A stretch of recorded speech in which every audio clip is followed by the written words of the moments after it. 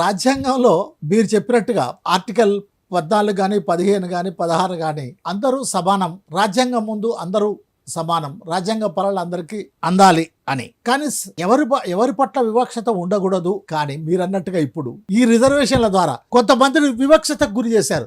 ఎవరైతే అనేక సంవత్సరాలుగా వివక్షతకు గురి చేయబడి ఉంటున్నారో వాళ్ళకి ఫలాలు అందొద్దు, వీళ్ళకే అందాలని చెప్పడం ద్వారా ఎస్సీ ఎస్టీ బీసీలను వివక్షతకు గురి చేసినట్టే కదా సార్.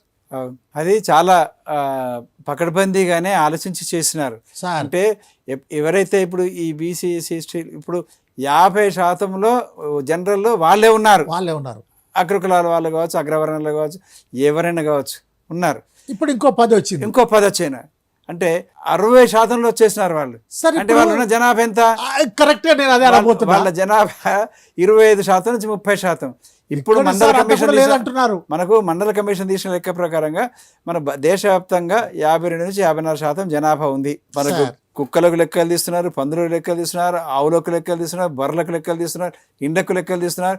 కానీ బీసీ లెక్కలు తీయడానికి అక్కడ జనాభా లెక్కలో ఒక కాలం పెట్టడానికి 70 సంవత్సరాలు వాయిదా వేస్తున్నారు.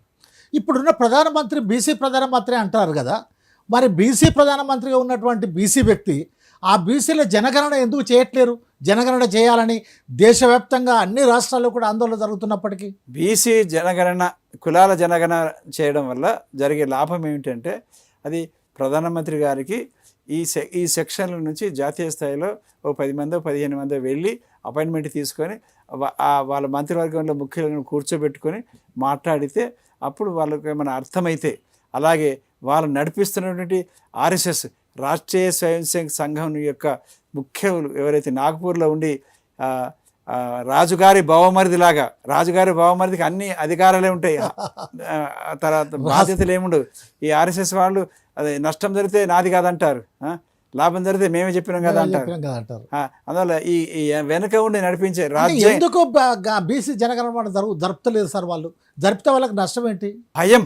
ఏం భయం? వాళ్ళకి ఉన్న భయం ఏంటంటే సమానంగా ఎదుగుతారేమో అనే భయం. ఎవరైతే పేదరికంలో ఉన్నారో వాళ్ళకి జనాభా లెక్కలు తీసిన తర్వాత వాళ్ళకు కొన్ని ప్రత్యేకమైన ప్రణాళికలు చేపట్టాలి.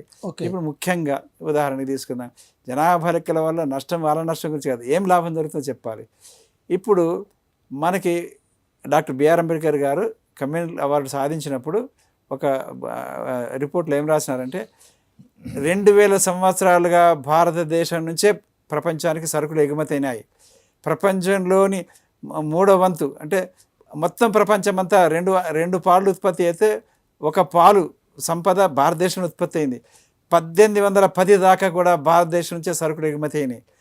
కానీ ఆధునిక పారిశ్రామికీకరణ, ఆధునిక సమాజం ఎప్పుడైతే అన్నారో అక్కడ నుంచి ఇక్కడి చేతి వృత్తులకు అన్నిటికీ 200% పన్నులు వేసి వాటిని అనగదొక్కి అక్కడి నుంచి బట్టలు ఉత్పత్తులు అన్నిటికీ తీసుకురావడం ద్వారా ఒక 1940-50 నుంచి మొత్తంగా ఇక్కడ కుల వృత్తులన్నీ సర్వనాశం అయిపోయినాయి. ఆధునిక టెక్నాలజీ ఇక్కడ కనుక్కోబడలేదు. ఇది బానిస వలసవాదంలో వలస రాజ్యంలో ఉంది కాబట్టి అందువల్ల ఈ కుల వృత్తులు యంత్రాలతో పోటీ పడలేకపోయినాయి. వీళ్ళని ఆధునిక వృత్తుల్లోకి మార్చే శిక్షణ ఇచ్చే బదులుగా వాళ్ళని కూలీలుగా 16 గంటలు పనిచేసేవారుగా, 18 గంటలు పనిచేసేవారుగా పెట్టుకున్నారు. దానివల్ల ఇప్పుడు ఇట్లా వెనుకబడిపోయినటువంటి ఆయా కులాల వాళ్ళు ఎక్కడెక్కడ ఉన్నారు, ఏ కులాలన్నీ బయటికి తీస్తే వాళ్ళందరూ తమ హక్కులు బాధ్యతలు ఇవన్నీ వాళ్ళకు ఉపయోగపడతాయి. వాళ్ళు తిరుగుబాటు కూడా చేసి తిరుగుబాటు చేసే శక్తి వాళ్ళకి లేదండి. వాళ్ళు ఒక పూట మాత్రమే తింటున్నారు. భారతదేశంలో ఇప్పటికి కూడా 65 నుంచి 70% పేదరికంలో ఉన్నారు. ఇప్పుడు సమాజం ఏదైతే అభివృద్ధి చెందింది అంటున్నామో మధ్యతరగతి స్థాయికి ఇవాళ ఒక కరెంటు, ఒక సెల్ ఫోను, ఒక 2 గదుల ఇల్లు, ఆ తర్వాత పిల్లలు చదువుకునే వ్యవస్థ, ఉన్నత విద్య దాకా చదువుకునే వ్యవస్థ ఏదైతే అంటున్నామో అది ఇప్పటికి కూడా 35% మందికి మాత్రమే అందుతున్నది. అంటే భారతదేశంలో 75 నుంచి 80 కోట్ల దాకా 85 కోట్ల దాకా ఇంకా పేదరికంలో ఉన్నారు. ఈ పేదరికున్న వాళ్ళలో అంతా ఎస్సీలు, బీసీలు, ఎస్టీలు. అలాంటి పేదరికం మరి సుప్రీంకోర్టు వాళ్ళకి కనపడతలేదండి జడ్జెస్కు? సుప్రీంకోర్టులో వాళ్ళు ఒక మాట చెప్పండి. వాళ్ళు పూర్వము అడ్వకేట్లు. అడ్వకేట్ అంటే ఏమిటి? ఒకవైపు వాదించిన వాళ్ళు, ఎవరు ఫీజు ఇస్తే వాళ్ళ వైపు వాదిస్తారు, ఎవరు ఫీజు ఇస్తే వాళ్ళ వైపు వాదిస్తారు. రామ్ జెట్మాలా అని గొప్ప న్యాయశాఖ మంత్రి ఉండేవాడు, ఆ తర్వాత అడ్వకేట్ కూడా పనిచేసినవాడు. ఎవరు పూజిస్తే వాళ్ళకే వాదించినాడు. అంటే నైతిక విలువలు లేవు. అలాంటి వాళ్ళు న్యాయమూర్తులుగా మారిన తర్వాత వాళ్ళకు పాత పరిచయాలు ఉంటాయా ఉండవా? ఆ వర్గ స్వభావం ఉంటుందా ఉండదా? సహజంగానే ఉంటుంది కదా.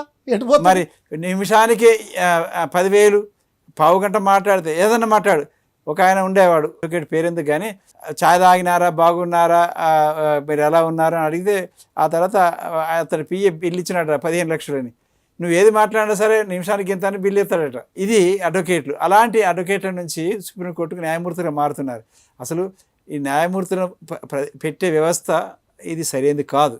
ఇప్పుడు బీజేపీ ప్రభుత్వం వచ్చింది కాబట్టి, బీజేపీ ప్రభుత్వం న్యాయమూర్తులు పెట్టింది కాబట్టి, బీజేపీ ప్రభుత్వం చేసింది ఎస్ బాస్ మీరు చెప్పే if any doubt follow the first rule. కనుక బీజేపీ ప్రభుత్వం మా బాసు కనుక దాన్ని ఫాలో కావాలి. ఒకవేళ పొరపాటు వచ్చిందనుకో అప్పుడు ఫాలో ది ఫస్ట్ రూల్, అంటే బాస్ చెప్పింది విను.